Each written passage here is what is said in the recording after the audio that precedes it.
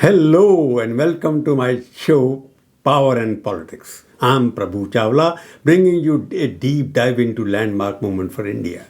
Last week, Mohan Bhagwat, the Sarsang Chalak or the head of the Rashtriya Swayamsevak Sangh, marked the RSS 100th anniversary with a bold vision for Bharat. In a historic first, answered over 200 audience questions at New Delhi's Vigyan Bhavan, addressing language, Hinduism, caste, and more.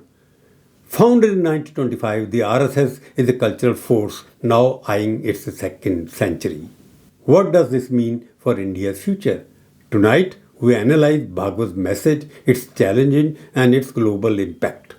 Bhagwat laid out a clear vision for Bharat's identity. He defined Hindu as anyone identifying as Bharatiya, rooted in India's ancient culture, not tied to religion but to a belonging. To caste reservation, he said they should continue until communities decide otherwise. On infiltration, his stance was firm. Deportation is non-negotiable to protect our national integrity. Language was another focus. Bhagwat declared all regional languages, Tamil, Assamese, Bengalis, etc., are as national language as any other language is. However, he firmly rejected the imposition of any foreign language, by which he perhaps meant English. His population policy, Hum Do Hamare Teen, offered a culturally aware alternative to the one famous two-child norm. While dismissing the charge of secrecy, he opened RSS shakhas and officers to critics, urging them to see for themselves. He criticized the left-driven anti-RSS narrative, calling for truth over prejudice. The RSS, Bhagwat asserted, is transparent, proud, and central to Bharat's cultural continuity, signaling a bold step into its second century. This outrage comes amid intense political scrutiny. Congress leader Rahul Gandhi has led a sustained campaign against the RSS since 2018, accusing it of undermining India's pluralistic ethos. He claims the RSS seeks a uniform Hindu identity and exerts undue influence over the BJP, even calling it a threat to India's secular fabric. These attacks, amplified during the election cycle, have fueled opposition narratives against the RSS. Like earlier critiques from the Congress leaders like Jawaharlal Nehru or Indira Gandhi, which eventually faded, Gandhi's remain persistent. The RSS is responding with action caution.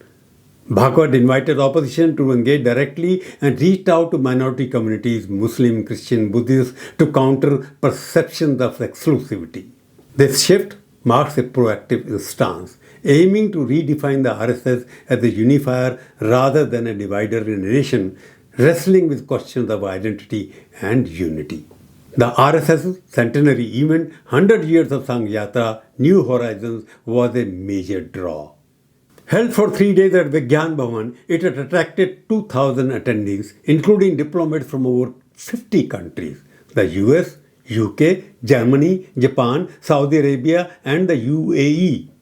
Their presence highlights global interest in the RSS role as India emerges as a geopolitical power. BJP allies attended prominently, joined by some Congress leaders, but Rahul Gandhi's absence underscored his preference for criticism over dialogue. The event covered 17 themes, from youth entrepreneurship to national security and cultural identity, signaling the RSS intent to foster unity across rural and urban India. Once a disciplined, inward-focused movement centered on shakhas, the RSS now positions itself as a global interlocutor, ready to engage in the marketplace of ideas. At the core of Bhagwat's message is belongingness, rooted in the principle of Vasudhaiva Kutumbakam. The world is one family.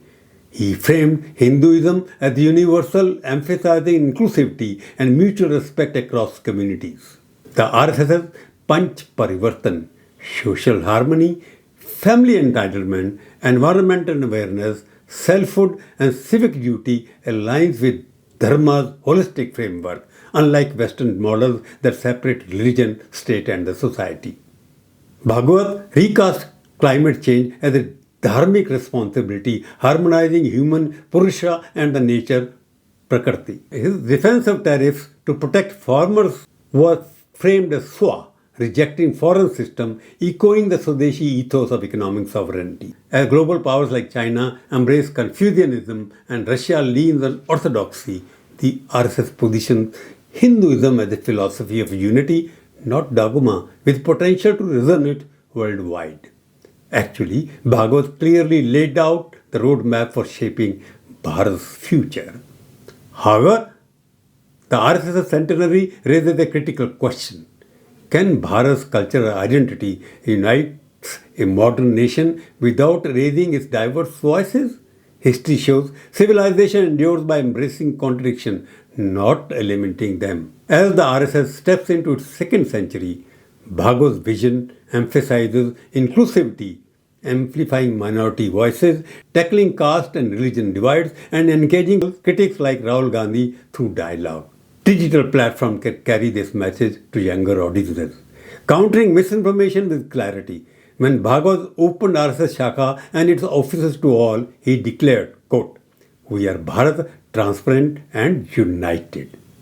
But the challenge lies in connection. Whether a villager in Bastar, a student in Aligarh, or a worker in Chennai feels this unity. The journey of RSS is tied to Bharat's destiny.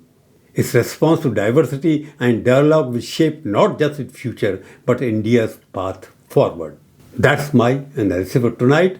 What do you think about this RSS vision for Bharat? Share your views in the comments and join us tomorrow for more insights. This is Prabhu Chawla signing off for today. We'll meet you soon again.